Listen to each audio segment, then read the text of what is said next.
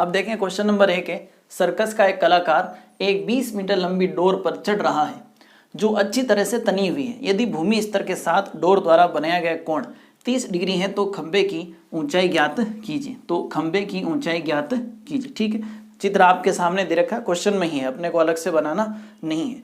देखें अपन, मान लें सर्कस का एक कलाकार है, ये पोल है और ये रस्सी है, डोर है, इसके ऊपर चल रहा है। ये अच्छी तरीके से तनी हुई है और 20 मीटर लंबाई लिए हुए है और जमीन के साथ में 30 डिग्री का कोण बना रही है। हमें क्या ज्ञात करना है? मीनार की ऊंचाई। अब कॉमन सेंस की बात है कि जाहिर सी बात है मीनार तो ये होगी, ये तो होगी नहीं। कोई मीनार इस तरह छोड़ के से देगा, खड़ा करेगा उसको ऊर्ध्वाधर, तो मीनार तो हो गई आपकी ये। इसके बारे में हम जानते नहीं है तो इसको मान लेंगे हम h। माना मीनार की ऊंचाई कितनी है? h। अब देखें, त्रिकोणमिति का इस्तेमाल करना है। करेंगे कैसे? आप एक ये वाली भुजा ले लो और एक ये वाली, कौन सी लेनी है कैसे पता चलेगा? एक जिसके बारे में आप जानते हैं, किसके बारे में जानते हैं? इसके, तो ये तो लेना ही है, कन्फर्म है, चलें। और एक जिसके बारे में जानना है, किसके बारे में जानना है? इसके बारे में, यानी दूसरी ये लेनी है। अब इन भुजाओं के नाम, ये है लंब और ये है कर्ण, यानी कि आपको लंब और कर्ण का अनुपात लेना है, या चाहें तो आप कर्ण बटा लंब से भी काम चला सकते हैं। चलें डिटेल लिखना शुरू करें। सबसे पहले लिखेंगे, माना कि मीनार की ऊंचाई, माना कि मीनार की ऊंचाई, मीनार की ऊंचाई को मान लेंगे h, हाइट। ठीक है, और उन्नयन कोण दिया है, उन्नयन कोण नीचे की तरफ ही बनेगा, उन्नयन कोण थीटा अपने को दे रखा है कितना? 30 डिग्री। और डोर की लंबाई कितनी है? 20 मीटर है। ठीक है, चलें अब त्रिभुज ABC में, त्रिभुज ABC में दो भुजाओं का अनुपात लेंगे। मैं ले रहा हूं AB बटा AC, AB बटा AC। अब देखें AB क्या चीज है? लंब है। AB क्या है? लंब है।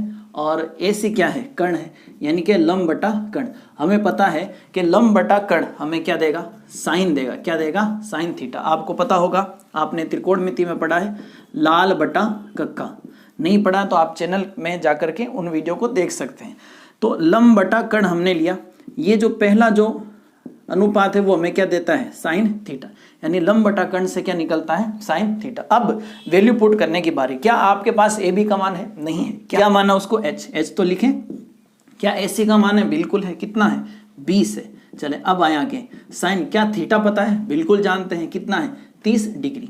अब देखें आगे, h बटा 20, साइन 30 का मान कितना होता है? 1 बटा 2। अब क्रॉस गुणा करें तो 2h बराबर 20, तो h बराबर 20 बटा 2, तो h बराबर कितना आ जाएगा? 10 मीटर।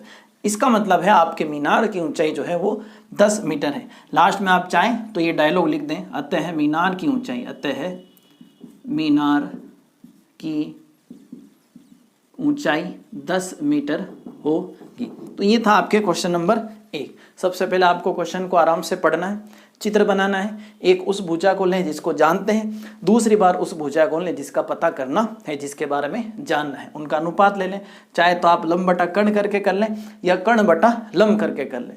कर्ण बटा लंब से करेंगे तो कोसेक आएगा। आंसर में कोई चेंज नहीं है, आप चाहें तो मैं करके बता दूं। देखें, मान लें मैंने अनुपात लिया AC बटा AB, AB बटा AC की जगह AC बटा AB ले लिया। अच्छा, AC क्या है? कर्ण है, और ये क्या है? लंब है। इससे क्या बनेगा? कोसेक थीटा बनेगा। AC कितना है? 20 है। AB कितना है? h है। कोसेक थीटा, थीटा कितना है? 30 है। तो 20 बटा h बराबर कोसेक 30 का मान कितना होता है? 2। क्रॉस गुणा करें, 2h बराबर 20, तो h बराबर 20 बटा 2, यानी h बराबर कितना? 10। तो भुजाएं कौन सी भी ले लें, अनुपात कोई सा भी ले लें, कोई फर्क नहीं पड़ना है। याद ये रखना है, एक उसको लें जिसके बारे में जानते हैं, दूसरा उसको लें जिसके बारे में जानना है। तो ये था आपके क्वेश्चन नंबर 1।